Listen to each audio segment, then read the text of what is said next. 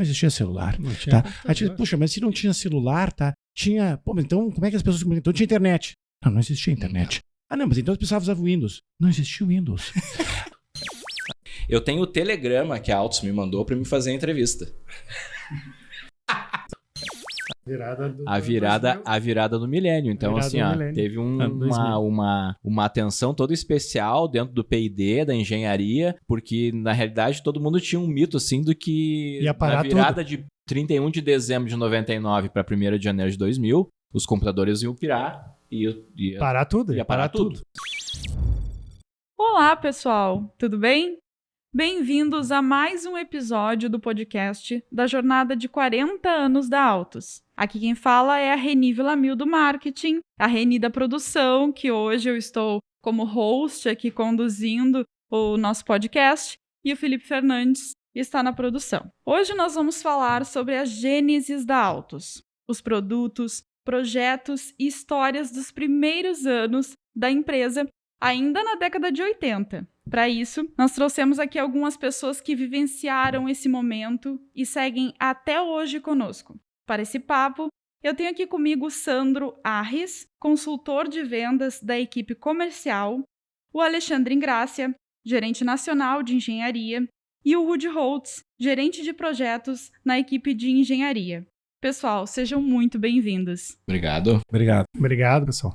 Primeiramente, eu vou pedir para vocês contarem um pouco sobre o tempo de casa que vocês têm e como é que começou a história de vocês aqui na Altos. Então a gente começa, acho que por tempo de casa, né? Quem é que tá mais tempo aqui?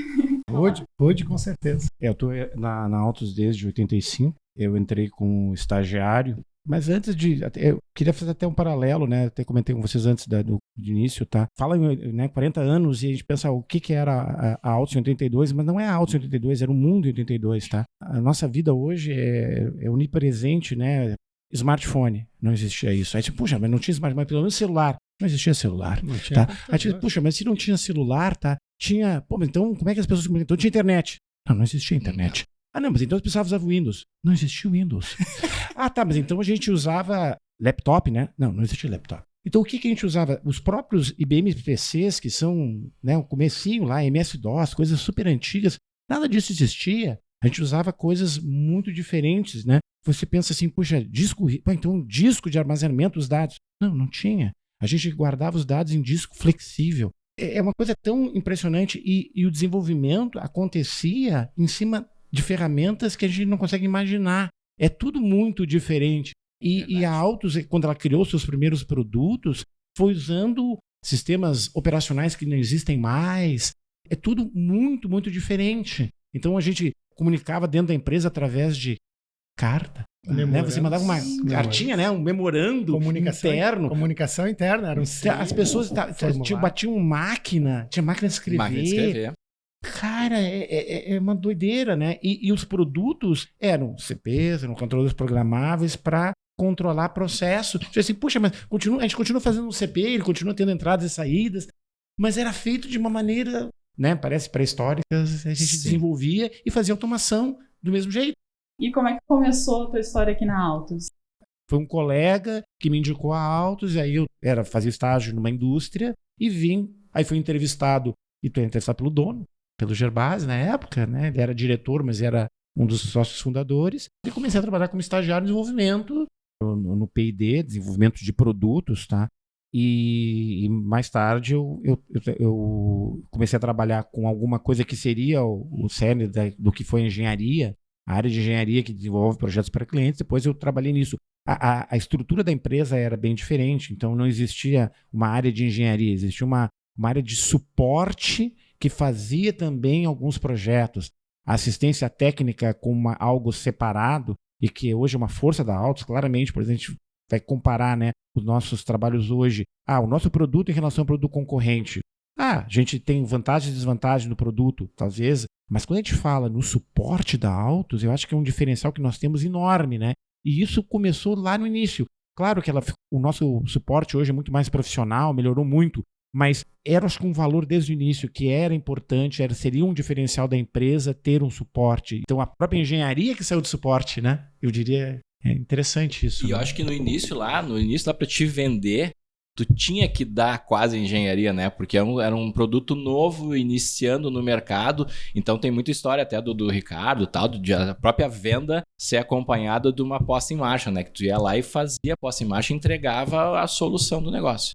E tu, Sandro, como é que foi Começou a tua história aqui na Altus? Quanto tempo tu tá aqui? Bom, eu comecei em 88, tinha 17 anos e eu consegui a vaga via CIE. Tinha um escritório de CIE na Borges de Medeiros, no centro de Porto Alegre. Tu ia lá, fazia ficha, pegava algumas indicações e eu peguei acho que de umas 3 empresas e caí na Altus. Aí eu tava falando agora do tempo, né, de antigamente, assim, eu tá guardado, muito bem guardado em algum lugar, que eu não consegui descobrir de ontem para hoje. Eu tenho o telegrama que a Altus me mandou para me fazer a entrevista. Para fazer a entrevista com a Luciana, que era do RH. Bom, daí eu fiz a entrevista e tal, e aí depois quem me entrevistou tecnicamente foi o Vinícius Arozzi. E por fim, quem deu o chamegão foi o Nelson Filizola, que até gostaria de fazer depois uma homenagem ao Nelson aí e ao Júlio também. Foi um cara muito importante na minha carreira. Então eu comecei em 88 como estagiário técnico na fabricação. O primeiro produto que eu testei foi a L1512. Tinha uma giga grudada numa parede, nos fundos, lá na São Paulo, no térreo. Comecei a testar produto ali. Aí testei muito L1000, 1406, 1403, produtos que estão no museu aqui do lado aqui. Em 90, eu estava olhando até ontem minha carteira de trabalho, em 90 eu cheguei a ser líder de setor no teste.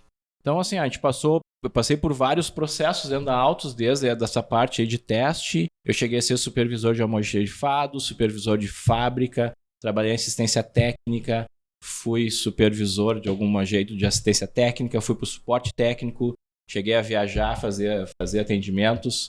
Depois fiquei muito tempo como gerente do suporte. No meio do caminho, gerente de fábrica, meio gerente de fábrica com assistência técnica junto. Então, assim, eu passei por vários empregos, né? Várias funções dentro da Altus. E desde 2017 eu vim para comercial. Estou muito feliz, assim. Eu acho que toda a bagagem que tu carregou durante esse tempo de estrada valeu a pena, assim, no final, agora, nos últimos anos, estar na comercial por tu conhecer muita gente e tal. Achei muito legal. Eu tive um intervalo de 1 ano, mais ou menos, que eu fiquei fora da Altus. Eu comecei em 88, fiquei até final de 95. Saí, fui trabalhar na Microcom com o Marcelo Lobão e o Jax. Mas mesmo assim, nesse tempo que eu fiquei fora, eu fiquei trabalhando dentro da Altus. E aí eu queria saber do Ingrácio agora, a trajetória dele. A minha trajetória também começou em 87, né? Na verdade, eu entrei em 89 na Altus como estagiário, né? Eu vim de uma indústria de montagem de painéis elétricos. Na época, onde eu era funcionário, eu abri mão daquele cargo, daquela carreira, para ser estagiário na Altus e começar uma nova trajetória. E quando eu entrei, já existia um núcleo de engenharia na Altus, né? Eu fui entrevistado pelo Nelson, fui contratado pelo Nelson. E como eu conhecia a Altus, né? Eu tinha um irmão, tenho um irmão, né? Que trabalhava aqui naquela época. E ele me indicou para essa vaga de estágio na Altus. E na época foi uma decisão, né? Eu era empregado e viria para a Altus como estagiário, né? Então eu abri mão do meu emprego para ser estagiário na Altus naquele momento, porque eu via uma possibilidade de crescimento numa empresa diferente, né? Não era uma empresa tradicional de elétrica, de montagem de painéis, era uma empresa de automação, né? Naquela época, nós estamos falando aí de 89, reserva de mercado, tudo começando dentro do Brasil em termos de tecnologia. Então era uma boa oportunidade. E em 89 mesmo, eu fui efetivado como projetista elétrico dentro da Altus. Daí começou a minha trajetória. Eu fiquei por um período de 3 anos na área de projetos, depois fui para a área de propostas, quando a Altus tomou uma iniciativa, acho que foi a primeira iniciativa da Altus, em formar uma equipe de proposta, onde ela buscou elementos, pessoas de várias disciplinas para montar a primeira equipe de propostas. E eu fui como o cara de painéis. E ali eu comecei a abrir a cabeça e a aprender sobre coisas que eu não conhecia, né? Comecei a estudar arquitetura de automação naquela época, porque eu comecei a fazer propostas onde eu estava envolvido e a Altus também estava começando a propor sistemas de engenharia naquele momento. Estava saindo do viés de trabalhar com máquina ali, já em 89, ali já era 93. O Belisário era o líder daquele grupo. Ia perguntar quem eram as pessoas da época. Líder, Comecei a abrir a cabeça para programação, porque eu era um cara com formação de técnico em eletrotécnica, eu era um projetista de elétrica, né? Eu não era um programador. Logo depois, eu fiquei por quase 3 anos na área de propostas, eu voltei, teve um movimento também, a Altus sempre foi muito dinâmica nas suas organizações e na tentativa de buscar agilidade e modernização nos seus sistemas de gestão também. Ela repaginou a questão de propostas e eu voltei para a área de engenharia, mas daí como projetista de aplicação. Tive bons professores, inclusive um dos grandes professores que eu tenho está nessa mesa aqui, que é o Rudy. Foi um cara que me ensinou muito, né, dentro da empresa. Passado um bom tempo, né, programando aí, eu levei acho quase 10 anos dentro da engenharia, passei um período dentro do P&D, né? Eu trabalhei cerca de 2 anos no P&D, naquele momento onde a gente começou a fazer a Hadron, né? Voltei novamente para a área de engenharia. Quando eu voltei para a área de engenharia, daí eu voltei como coordenador de projetos naquele momento, né? Lá em 2006 fui me tornar gerente da engenharia da Altus. E nesse meio tempo também teve outras passagens, né? Onde eu fui para o Rio de Janeiro, né? Em 2011, né? Quando teve o início do projeto Topsides, né? Eu fui convidado para ir para o Rio de Janeiro para ajudar a formar a equipe de engenharia lá, a conduzir o projeto. Aí depois, num outro momento, eu voltei de novo para o Sul, para São Leopoldo. Fiquei em Sapucaia, quando a Altus estava formando a fábrica de painéis, em 2011, 2012, por aí, era 2012 já, onde eu, né, também, junto com a equipe que estava lá presente, a gente começou a botar em funcionamento a fábrica e todos os processos de fabricação de painéis. Então, a minha história lá, que iniciou em painéis elétricos, teve um retorno ali em 2012. Em 2013, eu volto de novo para São Leopoldo, né, e aí, de novo, como gerente de engenharia da Altus, e estou até esse momento. E essa questão de educação da Altus ela é muito importante porque ela sempre teve essa preocupação de formar as pessoas aqui que estão dentro da Altus. Então, eu também, como muitos colegas aí, né, como os meus colegas que estão aqui na mesa, eu tive vários empregos na mesma empresa. E eu queria saber de vocês já falaram um pouquinho disso, mas como era a estrutura e o ambiente da Altus na época? Eu me lembro que quando eu fiz a entrevista também, lá em 89, né? Era na Avenida São Paulo, 555, em Porto Alegre, né? Eu me lembro que eu cheguei para a entrevista e vi toda aquela agitação dentro da empresa, ela era pulsava muito naquele momento, né? As pessoas, a empresa tinha 2, 3 andares, as pessoas se comunicavam entre os andares, tinha muita agitação. E aquilo me chamou a atenção naquele momento ali de primeiro contato com a empresa, que empresa dinâmica, e tinha muitos jovens também. Sim. Era eminentemente, o pessoal era jovem naquele momento. Aquela vida que estava dentro da Altus ali pulsando, né? E eu, é uma empresa, isso aqui tem outra cara. Me chamou a atenção naquele momento. Eu acho que esse ambiente, exatamente esse ambiente que tu falou, era pulsante, né? E até hoje eu acho que né? Só tem nós mais de cabelo branco. Eu não tenho barba branca ainda, viu? Mas, enfim, eu acho que é bem pulsante, assim, e além da oportunidade de a gente se desenvolver, eu acho que uma das coisas mais importantes que eu fiz na minha vida foi conseguir desenvolver os outros. A quantidade de pessoas que passou por nós, né? Que a gente contratou, que a gente viu virar pai de família, mãe de família. Isso dá uma satisfação imensa, assim. Isso me toca bastante. A Altus me deu a chance de eu poder ajudar algumas pessoas. E lembrando da estrutura também, novamente, né, do prédio da Altus ali, em 89, quando eu entrei, a Altus já tinha o prédio anexo, né, o famoso prédio anexo, que era na mesma quadra, na esquina da São Paulo com a Polônia, né? Exatamente. Da São Paulo com a Polônia ali. E ali naquela esquina já tinha o time de engenharia ali, os programadores de controladores já estavam naquela casa, tinha o pessoal de projeto elétrico que ficava ali, e a gente fazia a montagem de painéis, né, que era bem pequena naquele momento, no térreo daquele prédio, né? Era uma casa de 2 andares ali. Mas tem uma coisa, falando de estrutura, né? Uma das funções que quando eu fui contratado, eu tive que fazer, eu ia numa padaria, ficava umas 2 quadras da Altus. Buscar lanche. Então eu trazia uma caixa de papelão cheio de pão com manteiga, com margarina dentro. E tu tinha que passava no anexo, depois ia pro prédio da Altos e passava em todas as salas e oferecia o pão com manteiga para todo mundo. Tinha o período de lanche, né? No intervalo da manhã. 15 minutos de manhã e 15 minutos da tarde. Inclusive, hoje a gente solta às 5h30, porque a gente, em algum momento, fez um acordo lá, dizendo, a gente não quer mais os 15 minutos de manhã, nem 15 minutos de tarde, vamos diminuir meia hora do horário. Do horário no final do dia. A gente soltava às 18, né? Agora é 17h30, enfim. O quanto era simples o negócio é que, o estagiário saía, caminhava 2, 3 quadras, ia lá, buscava uma caixa de papelão cheia de pão com margarina, todos ensacadinhos direitinho, e passava nas salas e oferecia para todo mundo. Me lembrando ainda da parte mais... as placas, na época quando eu entrei, não existia máquina para montar a placa de escrito impresso, né? Vinha a placa, tu inseria o componente e as meninas soldavam. Então tinha uma equipe de montadoras que soldavam pino a pino, né? Cada leadzinho de cada componente. Então era assim a fábrica, né? Depois eu me lembro que quando eu tava na Altos quando chegou a solda onda. Solda onda. Que foi uma revolução, assim, como é que fazer a solda onda, aquilo era uma coisa muito diferente. E depois quando chegou a tal da InCircuit, que era a máquina de teste, que até o Jefferson comentou no outro podcast aí, da InCircuit. Agora, voltando para a engenharia, hoje a gente fala muito, vamos fazer o download da aplicação no CLP. Cara, não existia isso, tu gravava EPROM. As EPROMs eram gravadas numa máquina separada, inseria a EPROM já gravada no CLP.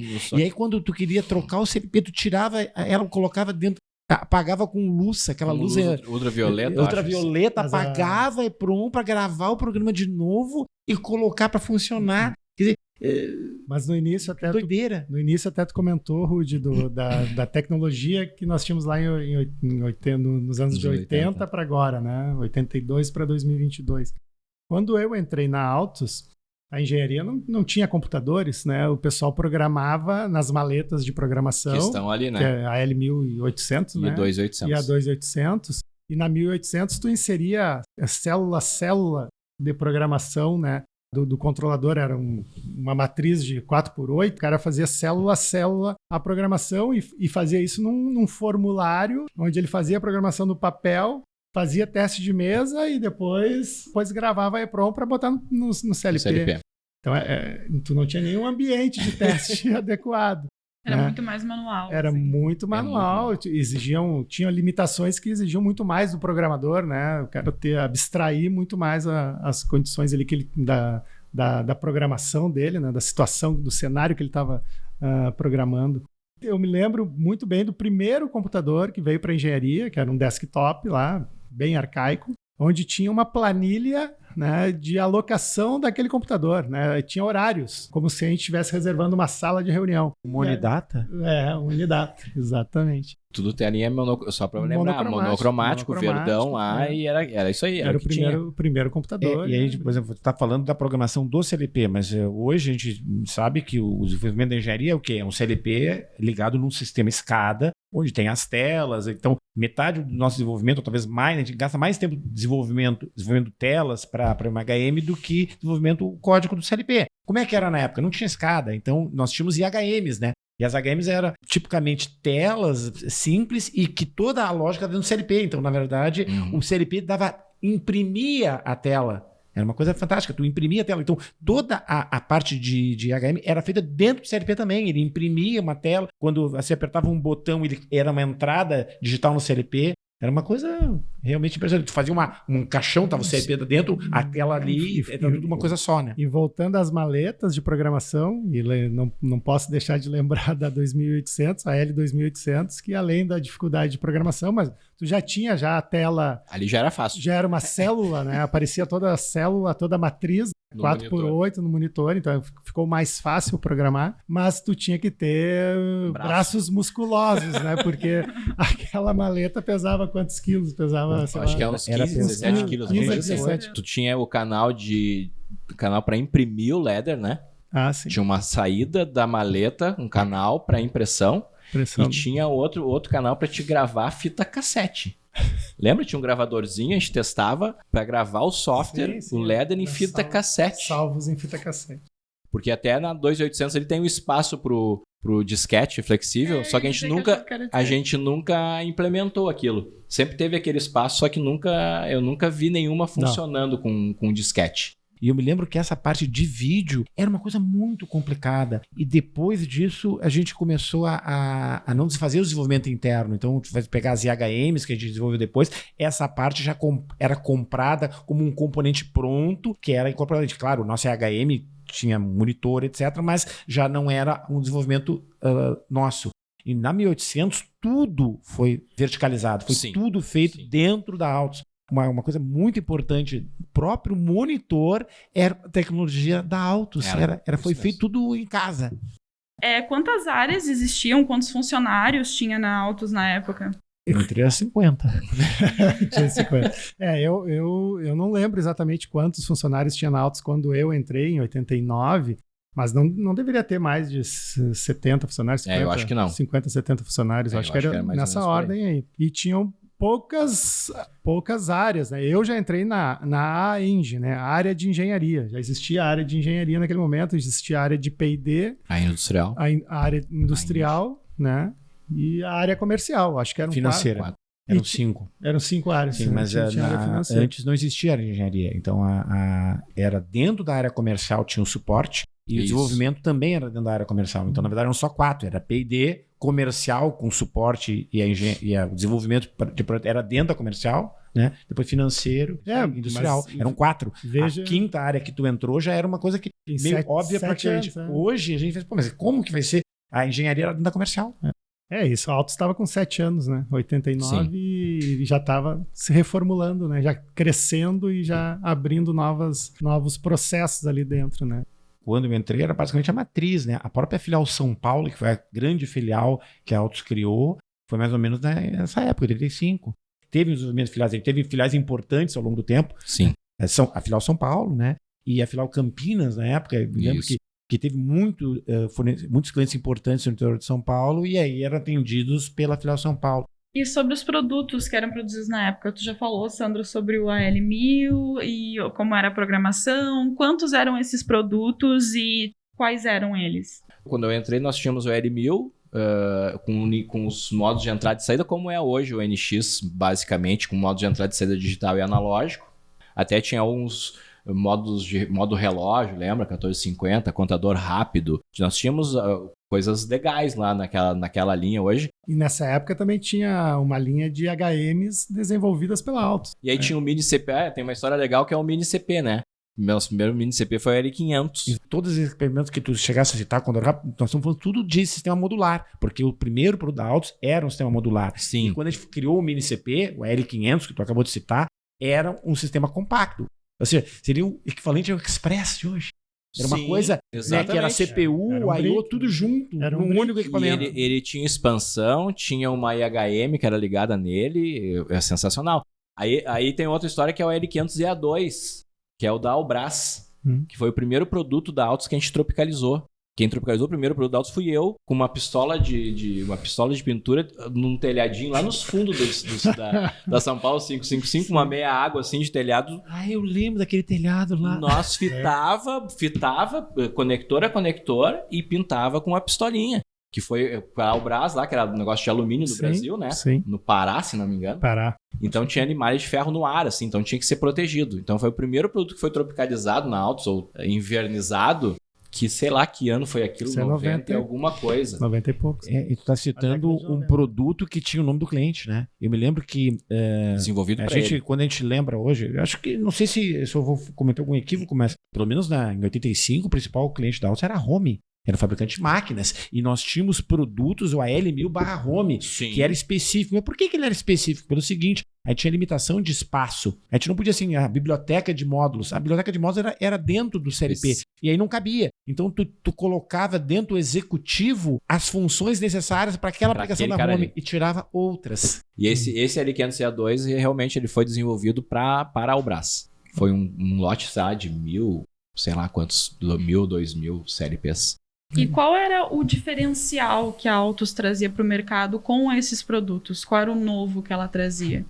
Primeiro, eu acho que a gente estava um pouco defendido pela reserva de mercado. Acho que isso é uma razão... No início. Mas que nos deu um ar, assim, né? Um gás. E depois, eu acho que aquilo que tu falou no início, a gente fazia o que tinha que fazer para funcionar no cliente.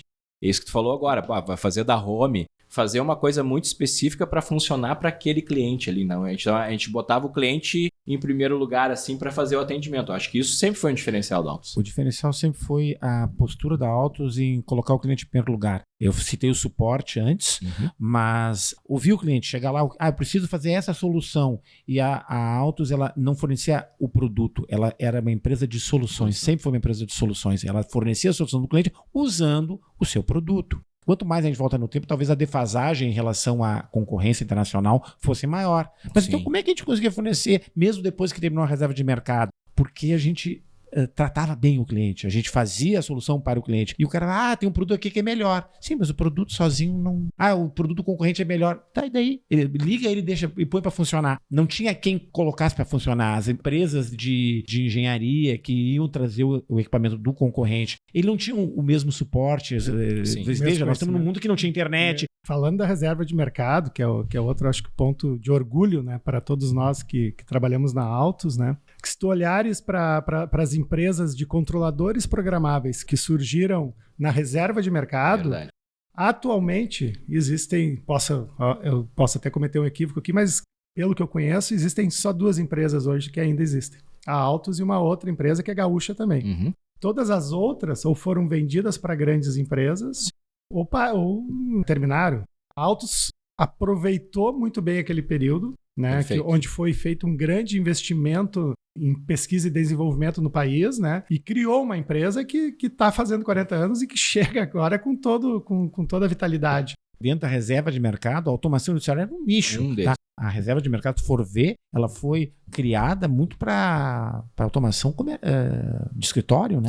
Para computadores. Sim. Os computadores eram nacionais. Grandes empresas foram criadas e foram dizimadas. Elas sumiram. O momento que a reserva de mercado foi encerrado e começou a ter computadores vindo de fora, as grandes marcas de computadores que todo mundo conhece na ponta da língua, hoje, são todas estrangeiras. Qual é a empresa nacional? Existe muito pouco, né? Claro que elas estão nacionalizadas, produzem os produtos no Brasil. Não, nós estamos falando de equipamento importado, mas a empresa é estrangeira, né?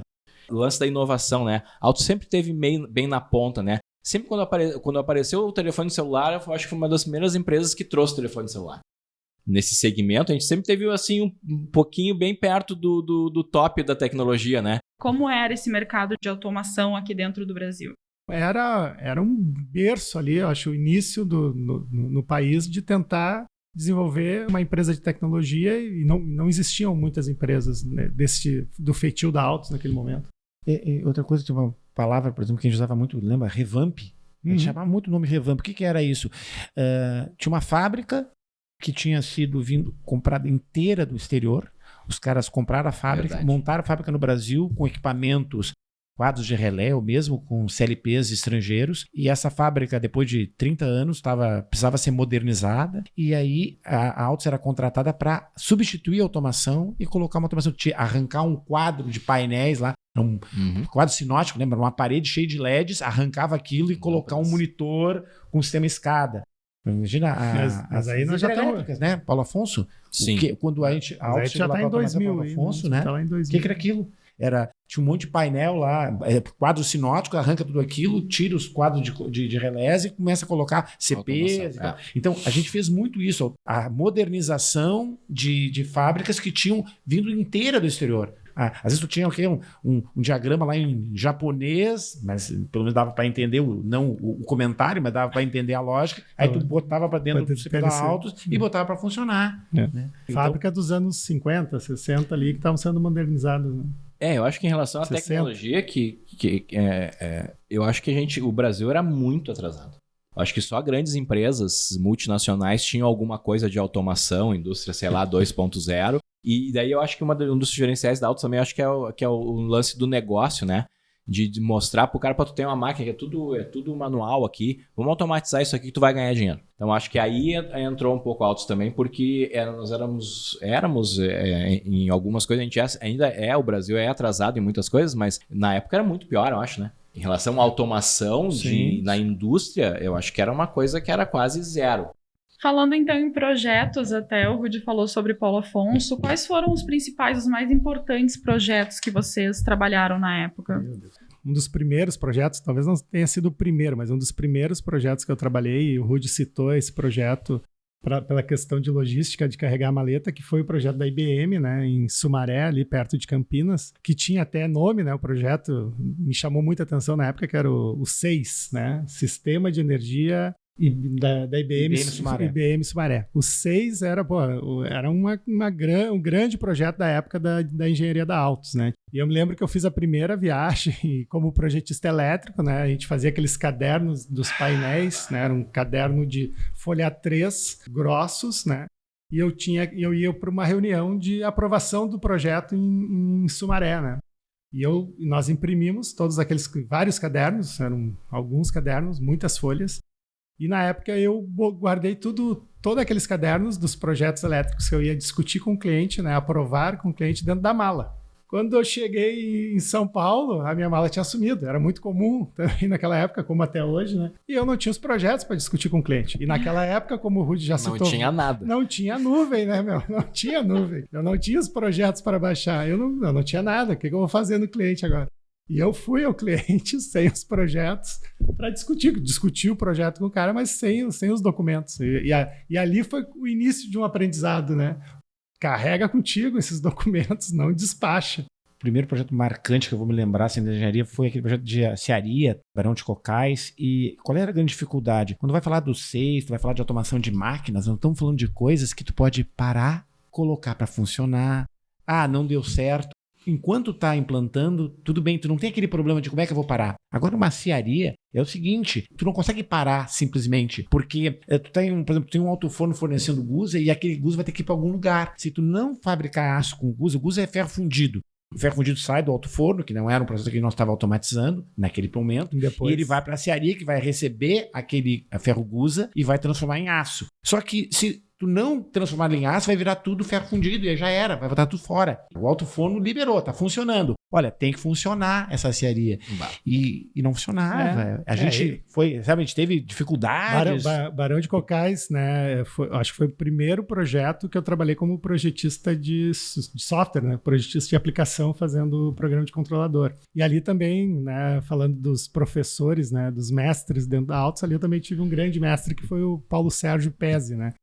Lembro de um profissional que está conosco até hoje, que é o Augusto Spinelli. Naquela época, ele era funcionário terceiro da empresa, né? Prestava serviço para a engenharia da Altos, ali já iniciava a relação dele com a Altos também. E a gente teve, tinha toda uma tecnologia lá dentro, e era uma tecnologia que era do Japão, e as fórmulas, e a gente contratou a Uzi Minas para nos dar suporte nesse desenvolvimento. Foi muito, muito, muito difícil, porque não era simplesmente automação, é simplesmente lógica de controle, processo, que era uma coisa que a gente já dominava há muito tempo. Eram coisas, tecnologia de siderurgia. E aí, quem é que tinha isso? A gente não sabia, então nós tínhamos que aprender. Então, ao longo de muito tempo, a Altos, cada vez que ela entrava num nicho, ela aprendia aquele nicho, né? Claro que depois disso, talvez o mais importante é a automação de plataformas, que é uma coisa que a gente desenvolve. Poxa, quanto a gente aprendeu, né? Hoje, para nós, é normal, né? Mas pegando o gancho da cearia, né, Rudy, a gente também fez em 95, 96, eu acho. Acho que era 96, se eu não estou enganado. Estou tentando lembrar que o ano que eu casei foi 95, 96 eu estava em comissionamento da Cosipa, né? Talvez naquela época foi o maior projeto de engenharia da Altos também, que envolvia muitas pessoas, né? A gente foi com um time lá de, acho que, 10 pessoas para fazer o comissionamento. Em relação a projetos, eles podem falar de carteirinha aí, eu não trabalhei na engenharia, mas eu me lembro de alguns projetos, e um projeto que foi preocupante para toda a Altos, vocês vão lembrar, o Y2K. Lembram disso? A virada do milênio. Então, assim, teve uma atenção toda especial dentro do P&D, da engenharia, porque, na realidade, todo mundo tinha um mito, assim, do que na virada de 31 de dezembro de 99 para 1º de janeiro de 2000, os computadores iam pirar e ia parar tudo. Tinha um projeto dentro da engenharia, do suporte do P&D, do ano inteiro, aquele ano de 99, a gente pensou como é que a gente ia fazer a virada. Plantão naquela noite, porque a gente não sabia como é que os sistemas iam funcionar, né? Os sistemas de engenharia, por exemplo, tudo podia parar. Que no fim não deu quase em nada. Não deu nada. Né? O rebote foi muito pequeno. Foi muito pequeno. Sabia que a gente empurrou 2000 para um outro ano? 2038, tu sabia disso? Não. Foi o seguinte, porque quando tu guarda o número de segundos, né, e dentro do DOS lá, o número de segundos, tu coloca numa variável, e começa em 70 e termina em 2038. Então, se a gente continuasse com tecnologia 16 bits e guardando o relógio desse jeito, em 2038 ia ter um novo Y. Mas é claro que depois teve... Hoje em dia ninguém guarda relógio dessa maneira, né? E a coisa evoluiu e tu tem o Windows 64 bits, né? Então, isso aí virou passado. Mas se a gente tivesse ainda uma aplicação rodando de 16 bits e guardando o relógio naquele tipo de variável e tal, em 2038 ia vencer. Ainda não chegou lá, né? Mas de qualquer forma, esses softwares todos foram substituídos, né? Sim. Tudo que a gente desenvolveu, todos os projetos que nós estamos citando aqui não existem mais. Eles foram substituídos por novas versões. Porque nós estamos falando de 40 anos, né? De 30 anos, 20 anos. Voltando aos projetos, né? Eu lembro também do projeto da Volkswagen Argentina, né?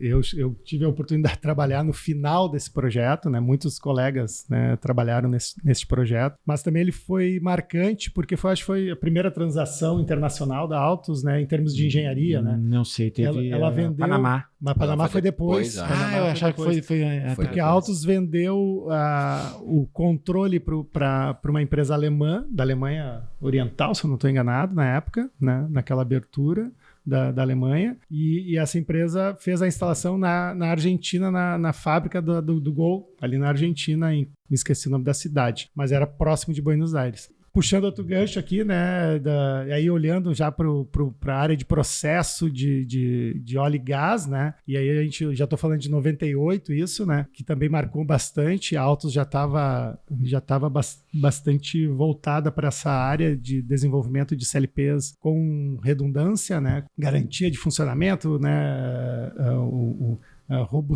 maior robustez, controle de processos paralelos, e eu me lembro de fazer a primeira implementação, né, do AL 2006, que era o nosso coprocessador de redundância, lá na estação de tratamento de óleo de Cabiúnas, em Macaé. Foi a primeira redundância da Autos dentro da Petrobras. Foi em terra? Foi em terra, que é o ponto de recebimento do petróleo, que vem da bacia de Campos ali, né, onde fazem o tratamento do óleo em terra. E foi um baita de um projeto, tinha mais de 1.000 pontos na época. Naquele momento isso era grandioso, né? Tinham várias remotas e era a primeira redundância da Autos ali, já colocando isso em marcha. Falamos sobre vários desafios da Autos, né? E a Autos, como impulsionada por desafios, isso faz parte de toda a história dela. Mas que outros desafios, além de entrar no momento de reserva de mercado, em que a Autos, né, estava começando ali, aprendendo a cada área a qual ela foi trabalhando dentro da automação, que outros desafios a Autos tinha na época? Acho que o grande desafio para uma indústria de tecnologia, uma empresa de tecnologia brasileira, né, e ainda é a credibilidade, né, é vencer essas barreiras. Sempre houveram muitas barreiras, né, de N clientes, né, que empresa é essa?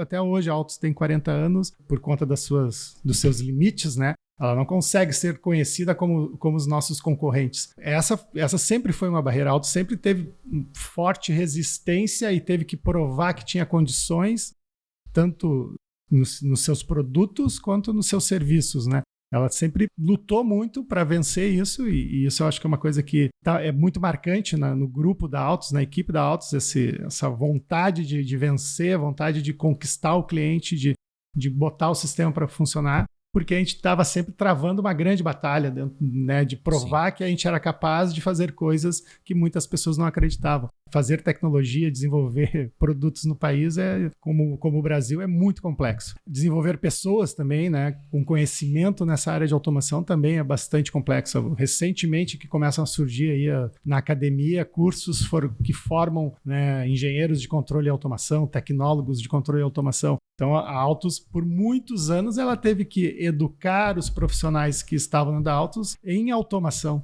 dar esse conhecimento de como fazer automação. Os caras não te dão a oportunidade de tu mostrar do que a gente é capaz, né? E quando eles dão a oportunidade, eles se surpreendem. Porque a gente consegue concorrer com dá para dizer, qualquer fabricante de CLP aí do mundo, de solução do mundo, a gente consegue fazer coisas legais. Eu citei o projeto das replicantes que o Nelson vendeu, só que ele vendeu algo para ser feito no Brasil, né? E aí o que aconteceu com a Lava Jato, com a quebra-quebra que teve em vários fornecedores da Petrobras, a empresa que estava fazendo os cascos foi, né? E teve toda aquela migração para a China de pelo menos 2 plataformas. Era um projeto de 3 anos, desculpa, Rudy, era um projeto de 2011 para estar pronto as 8 plataformas na época que foram vendidas em 2014, né? Na época da Copa, né? Eu me lembro que o comissionamento iniciaria em 2014. Nós estamos em 2022 fazendo a sexta plataforma, que é a 71. Não por, né, as dificuldades surgiram por essas razões que o Rudy comentou, né, pela mudança do cenário nacional do país e também por problemas dentro da Petrobras, né? Então foi se estendendo o projeto por esses longos 11 mas anos. Eu queria lembrar que nós estávamos lá fazendo comissionamento na China e os caras ficaram abismados, né? Porque eles não imaginavam uma automação daqui, porque eles estavam acostumados a uma automação de máquina, uma coisa bem menor, né? E ficaram bastante impressionados, né? Então, quer dizer, nós estávamos levando uma tecnologia nacional, nós estávamos no exterior, e mesmo, digamos, o cara que trabalha com tecnologia, que era o escritório lá, ficaram impressionados com o porte daquilo que nós estávamos fazendo. Eu me lembro essa questão desse evento, né, da venda em 2010, né? 2010, 2011, ali ainda com o Nelson, ele brincava muito conosco que a Altus tinha ficado bonita, com aquela venda de um grande projeto de 8 plataformas.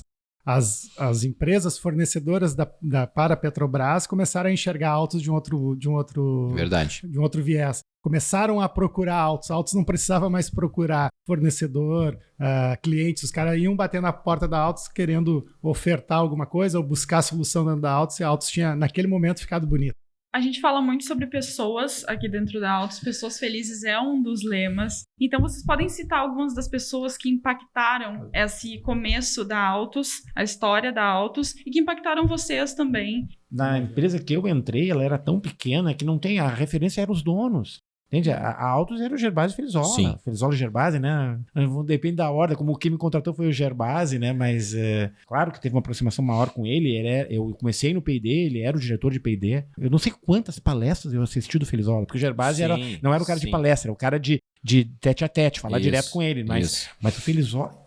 Eu perdi conta das palestras que eu assisti do Felizola, sempre ensinamentos fantásticos, ele sempre foi um grande orador. Quando vai decidir alguma coisa, faz de conta que o dinheiro é teu. Faz de conta que o dinheiro é teu. Exatamente. Se tu decidir com se o dinheiro fosse teu, tu tá decidindo correto. Certo. Cara, é só pensar nisso que tu vai decidir certo. Você, mas eu não faria isso com o meu dinheiro. Então, por que tu vai fazer com o dinheiro da Altus?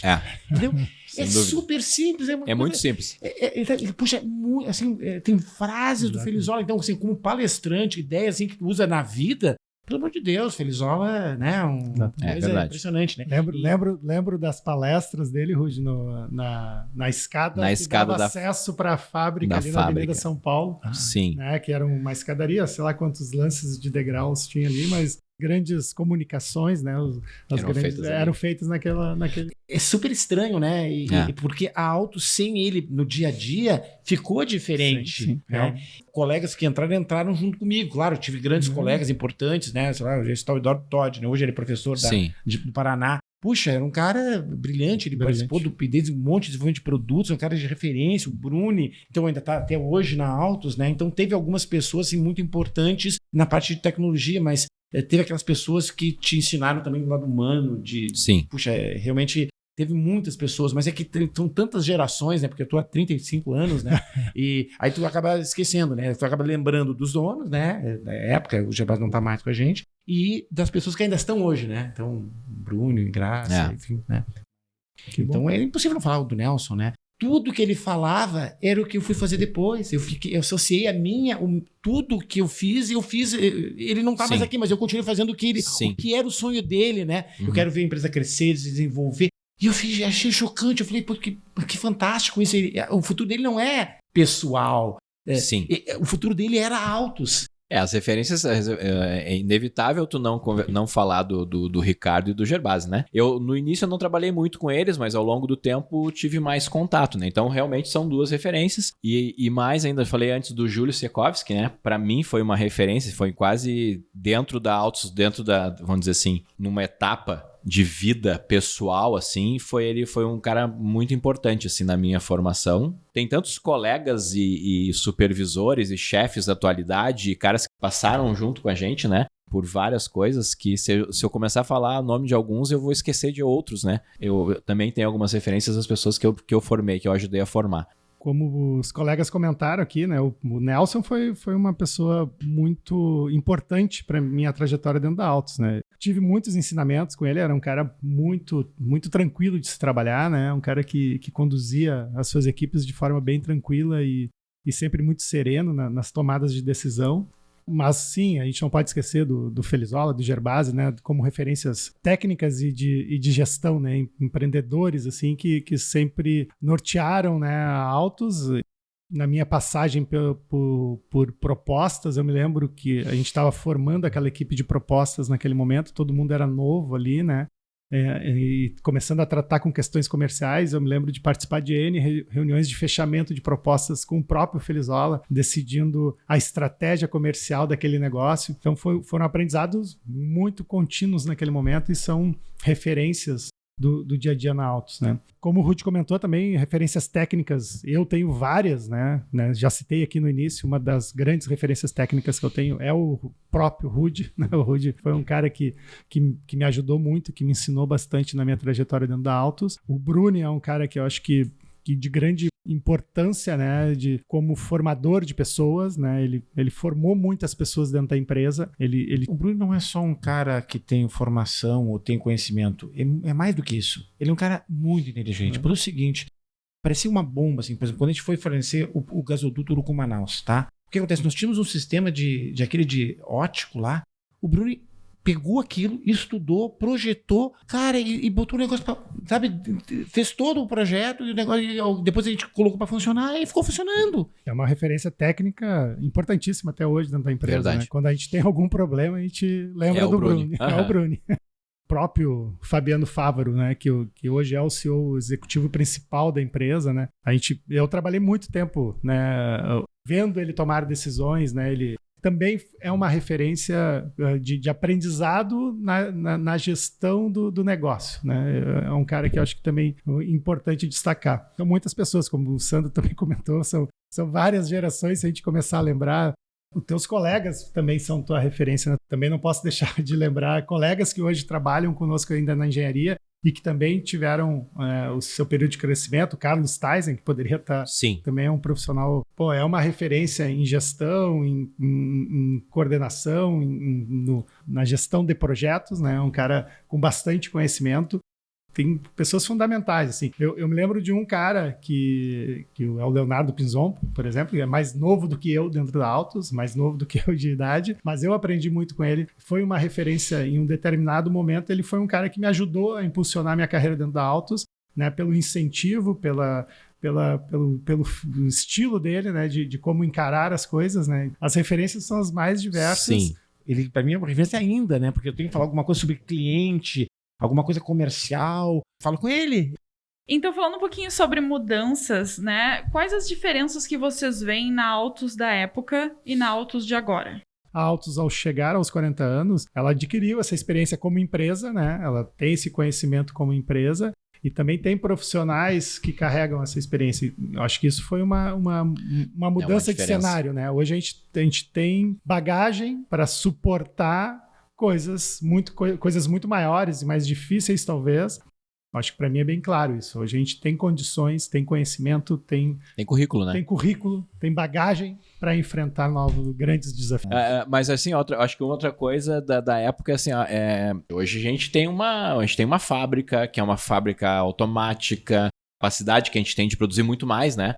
Mas eu acho que a essência da Altus não mudou muito. Eu acho que é uma instituição que te dá essa sensação de inovação, de jovialidade, de estar pulsante, de estar sempre tentando estar na vanguarda das tecnologias, de estar sempre olhando para frente, não muito olhando para trás. Acho que isso tá no DNA acho que é dos fundadores, né?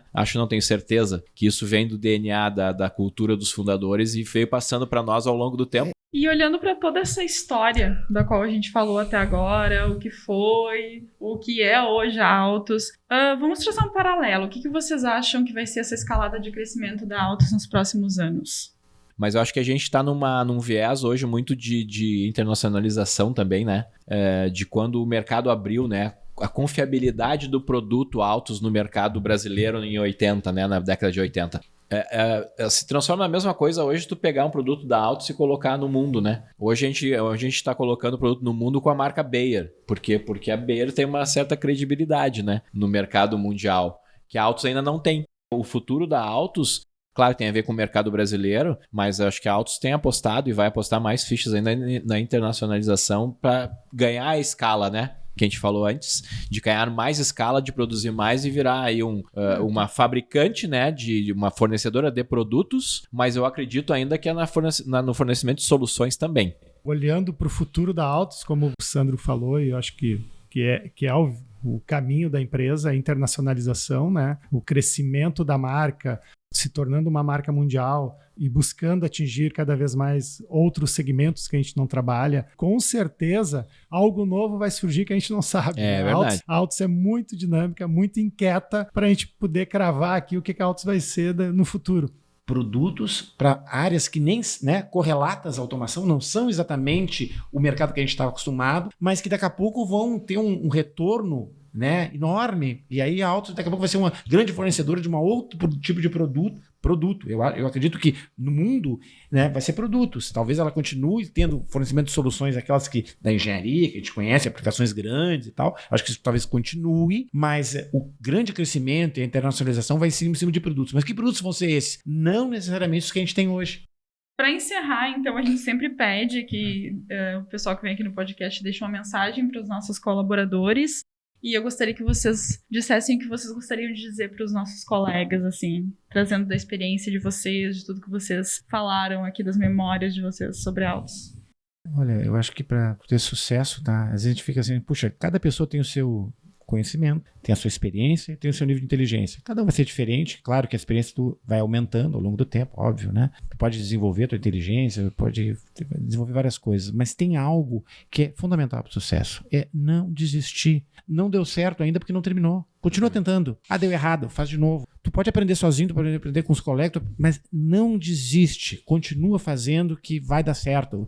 As pessoas esforçadas e que não desistem vão alcançar os resultados. Não desistir e contar com trabalho em equipe, com tudo, mas não desista. Aí eu acho que vou pegar o gancho do Rudy. Tem um negócio que há muito tempo, negócio de gestão, né? Conhecimento tu estuda, né? Tu adquire. Habilidade tu treina. Mas atitude, nego, tu tem que ter. E eu acho que aí vai o que tu falou agora. É atitude. Não tenho, não dá, vamos atrás. Porque com tudo na atitude, tu treina, desenvolve habilidade, tu estuda e desenvolve teu conhecimento.